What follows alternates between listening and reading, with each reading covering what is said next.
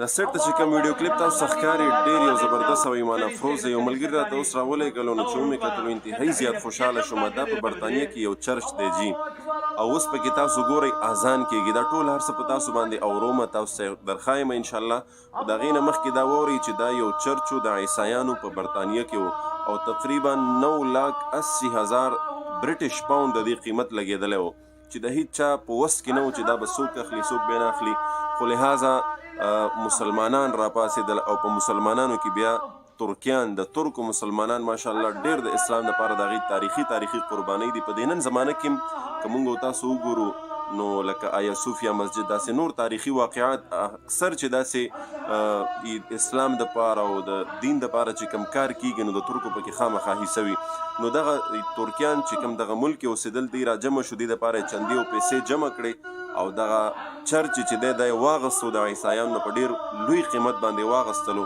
او اوس د هغې نه پس په اول ځل باندې د ډېرو کلونو نه پس په دغه ځای کې د الله اکبر نعره لګېږي، د الله د وحدانیت نعره لګېږي. نو ډېره زیاته مزه کوي او ډېر خوند کوي. د دې کلیپ نه تاسو هم خوندونه واخلئ او د نورو مسلمانانو سره هم شریک کړئ. دغه کلیپ مکمل وګورئ. حي على الفلاح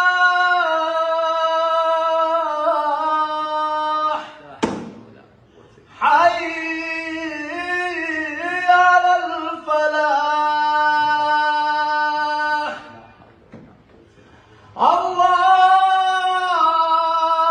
أكبر الله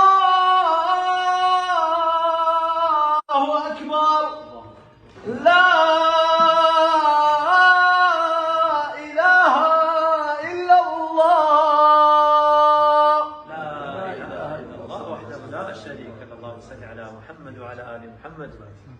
خپل آنلاین قرآن او دینی علوم زده کول غواړئ، او یا خپلو بچیانو کشرانو ته په خپل کور کې په خپله نګرانۍ کې آنلاین د قرآن حفظ، ناظره، تجوید، قاعده، مسنون دعاګانې، د اودس، د غسل مسایل، څومره چې دینی مسایل دي دا ور زده کول غواړئ، نو هم نن زموږ په دې بیت العتیق آنلاین قرآن اکیډمۍ کې ایډمیشن وکړئ، داخله وکړئ. تاسو که د دنیا په هر ګوټ کې په هر ځای کې هم نن زموږ په دې اکیډمۍ کې داخله وکړئ، انشاءالله العظیم په احسنه طریقه سره، په بهتره طریقې سره به ستاسو کشرانو ته، تاسو ته دیني زده کړې درکول کېږي.